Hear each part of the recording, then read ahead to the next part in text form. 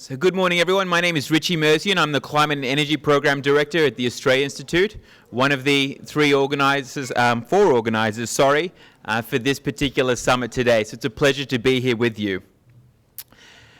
Next up, we have, I think, a really nice speaker that follows on from the fireside chat we had. Mike Cannon-Brookes said that we shouldn't be ashamed to learn from the lessons overseas, especially since we're playing catch-up. And no better lesson than the one from across the ditch, where New Zealand has managed to go from 3 to 10% new car sales electric in just a bit over a year. So we're fortunate enough to have the Minister, the Honourable Michael Wood, Minister for Transport from New Zealand, joining us live from Wellington. We're going to have him up on the screen to give his opening comments and then hopefully have a few questions if technology allows. Well, thank you. Kia ora koutou katoa, and a very, very good morning to everyone who's gathered here at this Australian National EV Summit. And I'm very pleased to be able to speak with you a little bit about Aotearoa New Zealand's work and journey towards our goal to being one of the most attractive markets for electric vehicles in the world. And if I can just start off with some good news to give you some hope, because we came from a pretty slow standing start just over a year ago.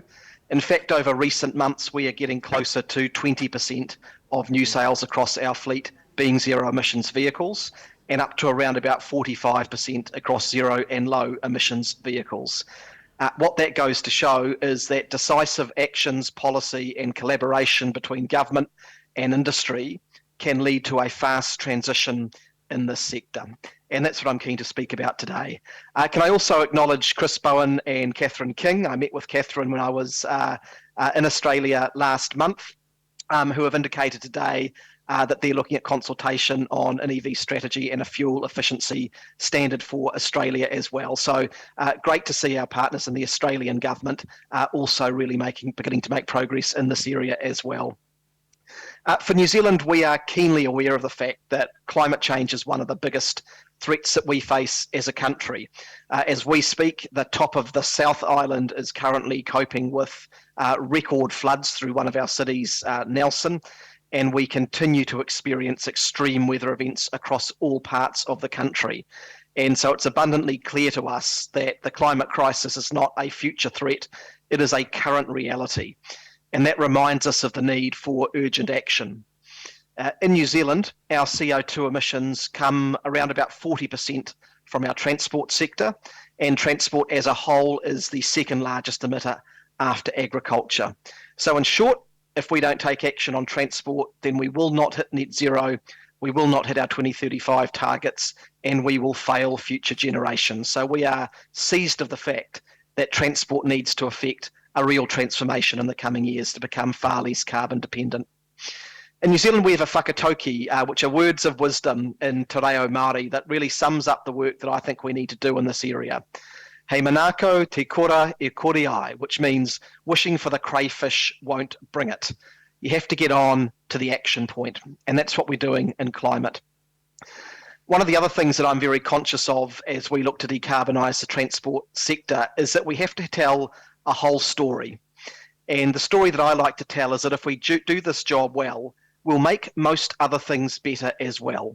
We'll have cleaner air, we'll have less congested and pleasanter cities and towns to live in, we'll improve road safety and make many other improvements to the way that people live their lives.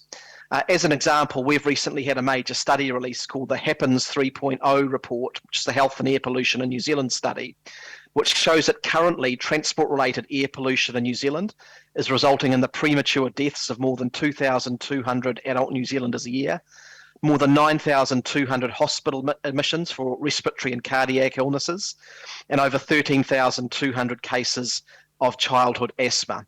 There's no particular reason to imagine that proportionately you wouldn't be suffering the same effects in Australia. So the transport choices that we make have a direct daily impact, not only on our emissions, but on the health of people in our communities, our friends, our families, and ourselves as well. So all of this reinforces the need for us to be taking action to clean up our fleet and to make sure that we are reducing emissions. We've got work underway at the moment to move towards the adoption of Euro 6 across our fleet as well. And we have consultation with our automobile sector at the moment around what the pace and phasing of that change might be. And we look forward to working on this with Australia on that particular issue as well. Our broader emissions reduction plan is a structured one. Our Parliament declared a climate emergency back in 2018, which was a statement of intent. Following on from that, we created a Zero Carbon Act, which formally declares our commitment to net zero by 2050, and also establishes an independent climate commission to provide politically neutral scientific advice about the emissions budgets that we need to set sector by sector in order to be able to achieve those targets of net zero by 2050 and a 41% reduction by 2035. The government is then statutorily obliged to respond to that advice from the Commission and to produce an emissions reduction plan. We produced the first such plan in May of this year, and chapter by chapter, it tells New Zealanders the objectives that we have and the policies that we will follow to meet those objectives. The transport chapter is one of the most significant. It sets us on track to achieve a 41% reduction by 2035 across transport through 4 key targets. The first is increasing zero emissions vehicles to 30% of the light vehicle fleet by 2035. We need to reduce our emissions from freight transport by 35% by the same time. We need to reduce total vehicle kilometres travelled by the light fleet by 20%. And we need to reduce the emissions intensity of transport fuel by 10%. So you get the flavour across all of that we don't think we can achieve those targets just by one lever. It's got to be by all of the levers that we have available. We need more people to get onto public transport and walk and cycle instead of getting in their cars. But when they do, we need those cars to be as clean as possible, as quickly as possible. The targets I've just gone through are ambitious, but our modelling shows that already with the steps that we have in place, we're on track for our first 5-year carbon budget in transport to be achieved, which will pretty much be the first time ever that we've turned around emissions coming out of the transport sector. Over the course of the last year and a half, we've gone from extremely unfavourable policy settings in this area to very positive policy settings that are making a real difference. To encourage supply, we've now set a CO2 emissions standard on vehicle imports into New Zealand, which suppliers must meet. The requirements strengthen globally, starting from next year.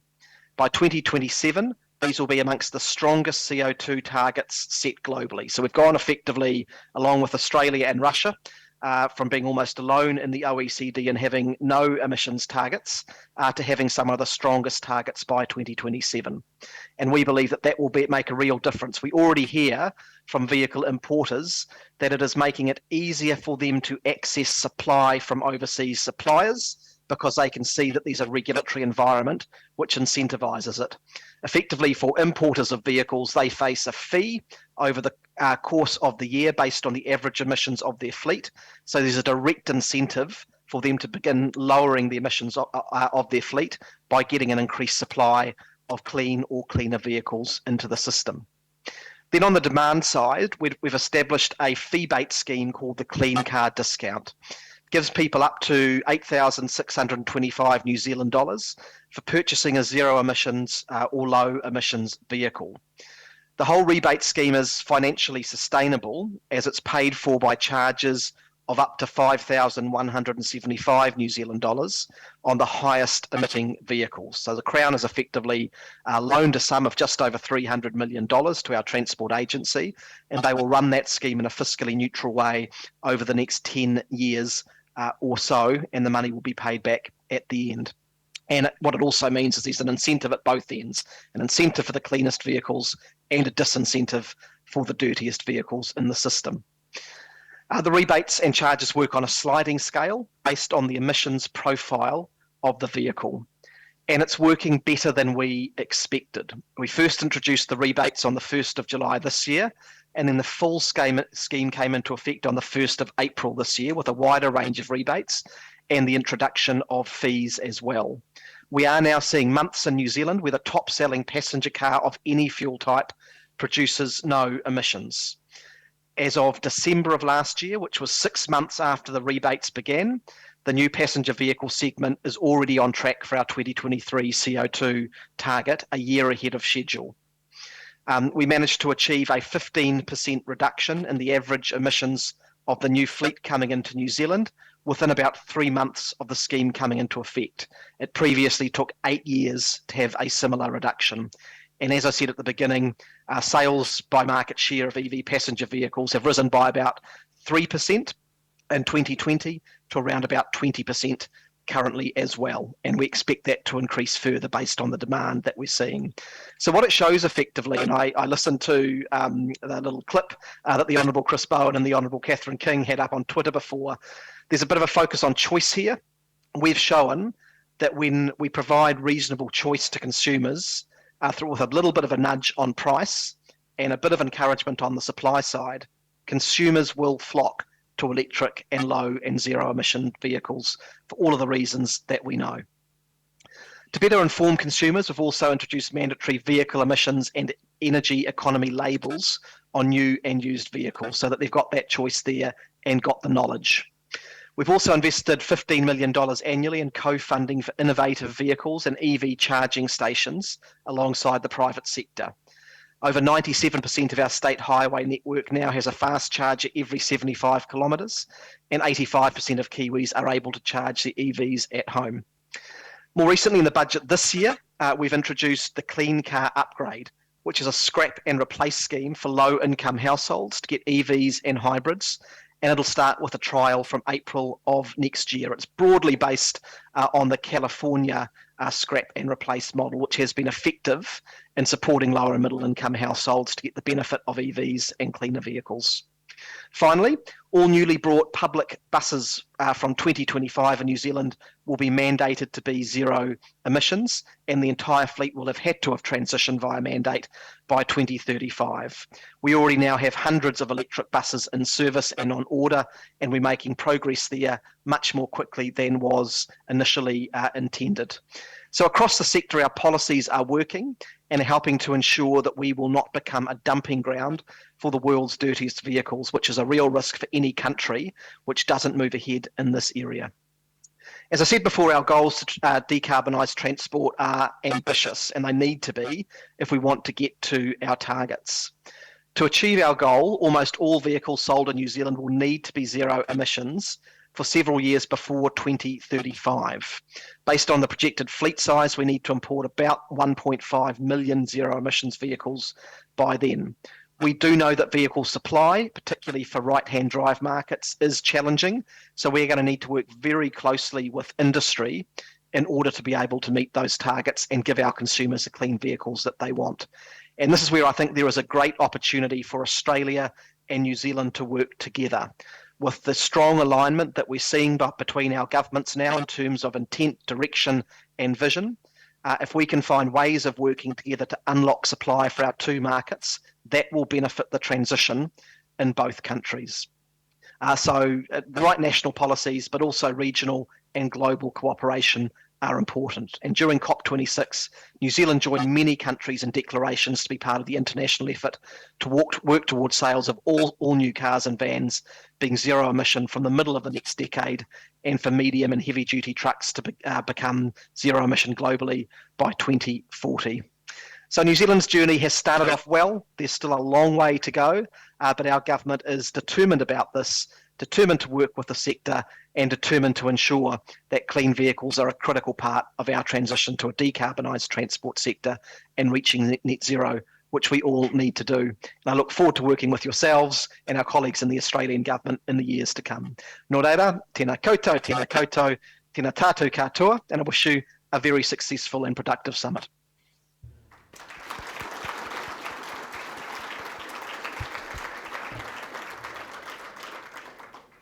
Thank you, Minister. We might just keep you for one question. The example in New Zealand gives us hope, not just on CO2 emission standards, which otherwise known as fuel efficiency standards, which the Minister just announced a process to kick off here, but you've been leading on, but also on electric buses. It's great to hear by 2035 the entire fleet will be clean, but also on the fee-bait scheme, which I think is something quite courageous. And in Australia, we often do it the other way around. We often tax the things we want more of and incentivize the things we want less of. but with the fee-based scheme, you've managed to get it the right way around. Are there any questions from the Minister? We have 2 roving mics at the back. We have time for maybe just one question for Minister Wood, if there are any right now. Otherwise, I might lead with just gentlemen over here. Minister, thank you very much. To what extent are used EVs part of the transition that's happening in New Zealand, importing used EVs? And are the import rules free of restrictions? Yes, used vehicles are part of both the Clean Car Standard and the Clean Car Discount Scheme.